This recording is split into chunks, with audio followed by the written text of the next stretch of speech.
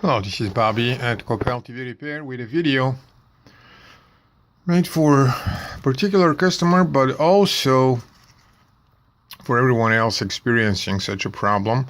This is not going to be a resolution type of problem, or not the probably complete resolution type of problem. It is about a board for LG 55LX65 or 56. I don't know which one that is, but it pretty much applies to all of the LX series.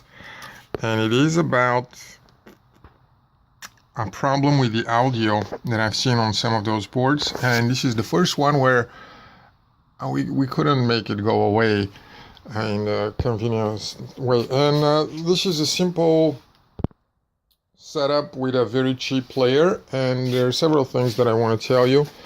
The problem itself is in that TV comes up and works fine, but audio is choppy, and it just comes on and comes off. Let me see how it will work for a second. There you go. So it is playing right now, and I will be quiet for a second so you can hear it.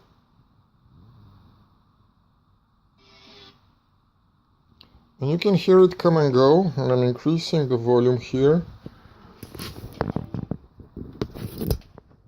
There you go. And it's coming once every several 3-4 seconds. And here's the funny part. If I change the input and I go to any other input, literally any other, TV, go back, you have constant, reliable, good sound, which means that the sound processor is working fine. Everything is working fine. This is some software setting.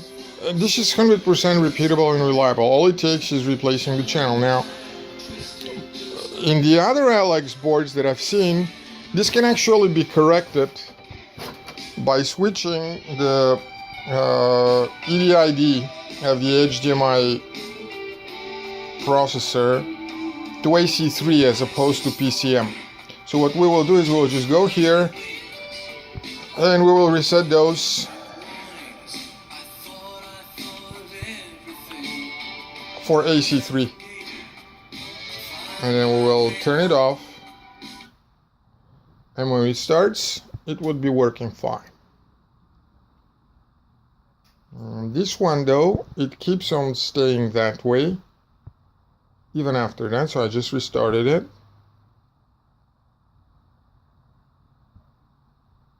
I wonder why were they lost though, because I believe we did them before. So first let's see what it does. It does the same thing, no sound. And then if I go to the menu and try to see them again, there they are. It says that they're fine. Now I wonder what would happen if I turn off the TV completely. And why were they reset? Because I know maybe I did try the other ones, the PCM, but it does it with both of them.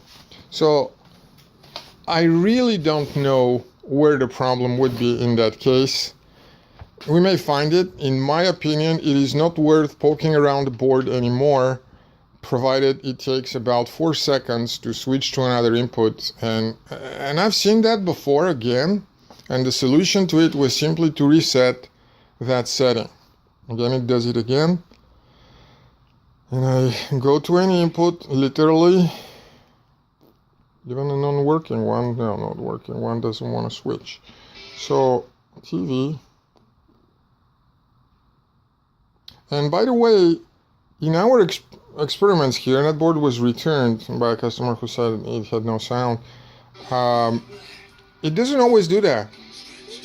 First, I have seen that with some players, this is not a problem. So that would depend on how the HDMI source encodes the signal and how the whole handshake process goes between the two. But I tried it with Google Chromecast, and it worked fine. At least for a long time. Then somebody said that eventually it did stop, but after turning the TV on and putting the whole thing to work, it was working, unlike this one. And anyhow, in my opinion, having a simple 3-click solution, 3 presses on a remote, is probably better than us going and tormenting that board to find an issue that may be a software issue. It doesn't look like a hardware issue for the simple reason that once you switch through the inputs, it just works rock solid. And this is 100% repeatable. So I think we will be just best to leave it at that. And if somebody knows something more, please leave a comment or let us know. And when we find out, if we find out ever what it is, we will also post it. Thank you.